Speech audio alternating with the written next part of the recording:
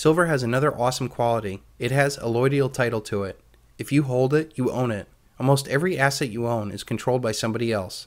If you own your house outright, you still have to pay property tax, which means you really don't own it. Your cars, computers, TVs, and clothes are rendered less valuable with each registration, taxation, new fashion, or planned obsolescence. Even your stocks are not really yours because the actual certificates are being held by the nefarious DTCC. Who knows if they're selling stock that maybe they don't have? Have you ever heard of naked short selling? Silver is without counterparty risk. You do not have to rely upon somebody else fulfilling a promise for your asset to have value. All paper assets have counterparty risk. They use interest rates to value the risk that you might not get your money back. This will become very important as our society collapses and promises are broken by all. When the collapse accelerates, people will do the unspeakable thing as they become more and more desperate. People whom you have relied upon for years will suddenly break faith. This will not only happen on an individual level, but also on a corporate and governmental level. Pensions will be cut, benefits terminated, interest payments not paid. And this is where things get really scary. At this point, we will either see a deflationary crash or hyperinflationary depression. It will be a deflationary crash if there's not enough money to pay the increasing debt and interest.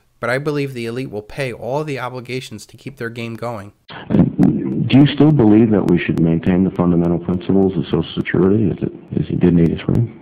I think we should maintain the principles of Social Security, but I think the existing structure is not working, and that until we can construct a system which creates the savings that are required to build the real assets so that the retirees have real goods and services, we don't have a system that's working. We have one that basically moves cash around, and we can guarantee cash benefits as far out and at whatever size you like, but we cannot guarantee their purchasing power.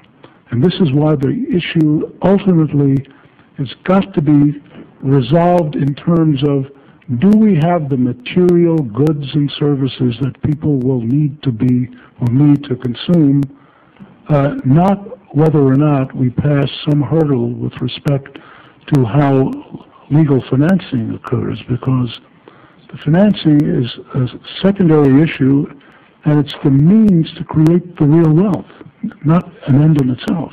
This will get every promise paid with toilet paper currency.